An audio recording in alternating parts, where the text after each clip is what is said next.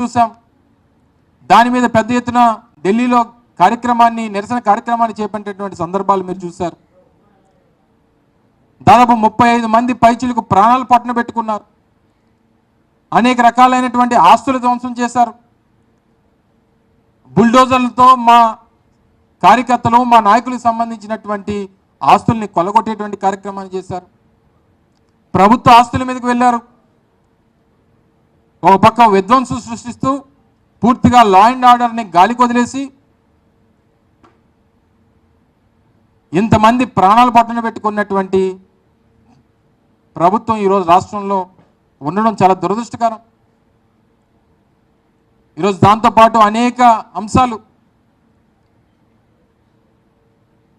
ఎంతమంది పిల్లలు ఈరోజు నాణ్యమైనటువంటి నెయ్యి సరఫరా జరగలేదని చెప్పి తిరుపతి ప్రసాదంలో లడ్డూలో కల్తీ నెయ్యి వాడారని చెప్పి విష ప్రచారం చేసినటువంటి ఈ ముఖ్యమంత్రి మరి ఈరోజు రాష్ట్రంలో అనేక పాఠశాలల్లో, అనేక హాస్టల్స్లో, అనేక ప్రభుత్వానికి సంబంధించినటువంటి హాస్టల్స్లో పిల్లలు ఫుడ్ పాయిజనింగ్ అయ్యి నాణ్యమైనటువంటి ఆహారం అందక ఇదే ఉమ్మడి విశాఖపట్నం జిల్లాలో దాదాపు 4-5 పిల్లలు చనిపోయారు. అటు గుంటూరు కానీ, తిరుపతి కానీ, ఏఎస్ఆర్ జిల్లా కానీ, విశాఖపట్నం కానీ అనేక ప్రాంతాల్లో ఉన్నటువంటి ప్రభుత్వానికి సంబంధించినటువంటి పాఠశాలల్లో పిల్లలు ఏ రకమైనటువంటి స్థితిలో ఉన్నారో, ఏ రకమైనటువంటి అన్యాయంగా వారిని పొట్టలు పెట్టుకునేటువంటి కార్యక్రమం చేశారో మనం చూసాం. ఓ పక్క గుడ్లవల్లేరు ఇంజనీరింగ్ కాలేజీలో మహిళలకు సంబంధించినటువంటి రెస్ట్ రూమ్స్లో కెమెరాలు పెట్టారని చెప్పి వాళ్ళు గొడవ చేస్తే వాళ్ళ మీద అత్యంత కిరాతకంగా రాష్ట్ర ప్రభుత్వంలో ఉన్నటువంటి మంత్రులు అసలు ఏమీ లేదని, అక్కడ ఏమీ జరగలేదని చెప్పి వాళ్ళని భయభ్రాంతులు చేసి భయపెట్టేటువంటి కార్యక్రమం చేశారు. విజయవాడ ఫ్లడ్స్ని, ఓ పక్క విజయవాడలో ఫ్లడ్స్ ఫ్లో ఎక్కువ ఉంది, జాగ్రత్తలు తీసుకోవాలని చెప్పి ఒక పక్క ఇంజనీర్లు చెప్తే, ఇరిగేషన్కి సంబంధించిన ఇంజనీర్లు ప్రభుత్వాన్ని హెచ్చరిస్తే నిమ్మక నీరెత్తినట్టు కనీసం వారికి తెలియజేయకుండా పూర్తిగా జగన్మోహన్ రెడ్డి గారు చెప్పినట్టు మొన్న విజయవాడలో జరిగినటువంటి విధ్వంసానికి అది ప్రకృతి వైపరీత్యం కాదు, ఈ ప్రభుత్వం చేసినటువంటి కార్యక్రమం అని చెప్పి అనేక సందర్భాలు చెప్తే అక్కడ గొడవలు జరుగుతూ ఉంటే దాన్ని డైవర్ట్ చేయాలి. ఇప్పటికీ పరిహారం అందక నిన్న మొన్న మీరు చూశారు, విజయవాడ కలెక్టరేట్ దగ్గర పెద్ద ఎత్తున బాధితులందరూ కూడా వెళ్ళి ధర్నా కార్యక్రమాలు చేస్తున్నటువంటి సందర్భాలు మీరు చూశారు. మన విశాఖపట్నంలో ఉన్నటువంటి స్టీల్ ప్లాంట్ ప్రైవేటైజేషన్కి సంబంధించినటువంటి ఉద్యమం జరుగుతూ ఉంటే దాన్ని ఏ రకంగా డైవర్ట్ చేయాలి,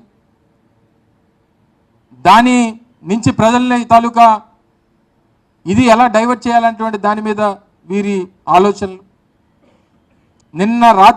మొన్న రాత్రి దాదాపు 4,000 మందికి మీరు ఇంకా రేపు నుంచి కాంట్రాక్ట్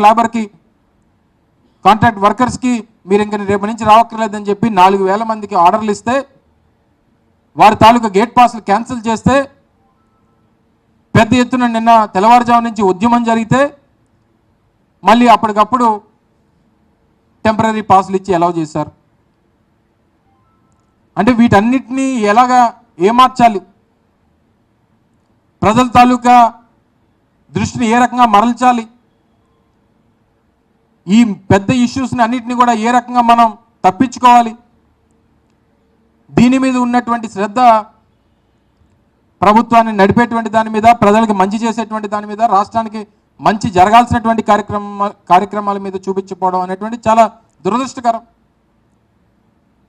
నిన్ననే జరిగినటువంటి కార్యక్రమంలో కూడా మాట్లాడినప్పుడు చెప్పడం జరిగింది, చంద్రబాబు నాయుడు అనేటువంటి వ్యక్తి ఒక రాజకీయ జాదు,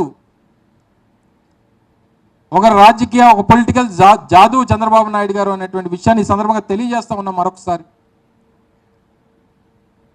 ఉన్నది లేనట్టుగా, లేనిది ఉన్నట్టుగా సృష్టించి ప్రజల తాలూకా దృష్టిని మరల్చాలి, ప్రజలు ఏదైతే కోరుకుంటున్నారో, ఏదైతే కావాలని చెప్పి కోరుకుంటున్నారో దాని నుంచి ఏ రకంగా ప్రజల తాలూకా దృష్టిని మరల్చాలన్నటువంటి దాంట్లో